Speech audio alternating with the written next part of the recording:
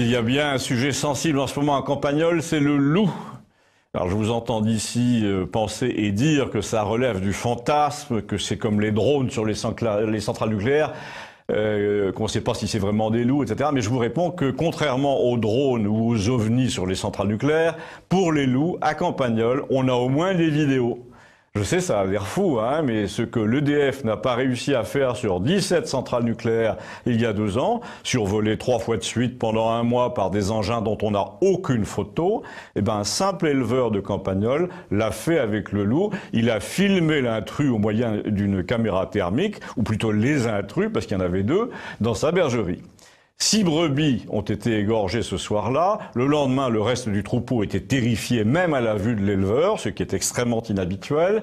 Les enregistrements des caméras ont été transmis au service des experts départementaux qui ont pris 3 bonnes semaines pour les analyser. Et finalement, ils ont avoué, sous le sceau du secret, à l'éleveur qui réclamait ses bandes, que c'était bien 2 loups, mais qu'il valait mieux ne rien dire à la presse pour l'instant, en attendant. En attendant quoi, a demandé le type, l'éleveur, l'avis du préfet. Et là, mon éleveur a commencé à s'énerver un petit peu. Il a dit à l'expert, « Attends, comment le préfet peut-il avoir un avis sur le point de savoir si ce sont des loups ou pas, si un expert lui dit que c'est des loups, c'en est, un point c'est tout. L'expert est payé pour ça et le préfet est payé pour l'écouter. » Alors l'expert répond à mon éleveur, « Tu vois, j'aurais pas dû te le dire. » Pour le préfet, lui explique-t-il, tu comprends, en ce moment, c'est une question d'opportunité, le coup du loup. Pour lui, ça pouvait pas tomber plus mal, cette histoire. Il y a des moments dans une carrière où tu peux dire oui, c'est des loups, et d'autres où, pour ton image, c'est mauvais. Alors tu dis non, c'est pas des loups, ou tu dis rien.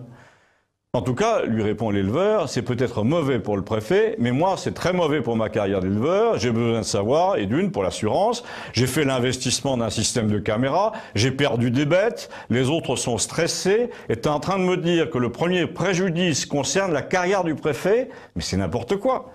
Non, non, lui dit l'expert, j'ai pas dit ça, je dis simplement que si tu as des choses à obtenir du préfet en ce moment, comme une autorisation, une coupe d'arbre, etc. Il vaut mieux ne pas l'énerver avec cette histoire de loup. Bon, je m'en fous, dit l'éleveur, qui vient d'avoir un éclair de génie. Comme mon fils aîné était là, ce fameux week-end, et qu'il est informaticien, il a fait de toute façon une copie de la mémoire vidéo. Donc j'ai un double, et je vais aller le balancer sur YouTube.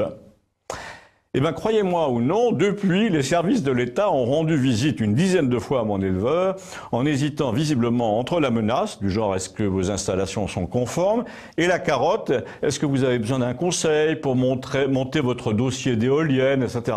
Alors jusqu'ici, entre le bâton et la carotte, le préfet n'a pas encore tranché, mais je vous tiendrai au courant. Quant à savoir ce que mérite le préfet, lui, pour moi, ce serait plutôt le bâton. Mais dites-moi ce que vous en pensez, merci.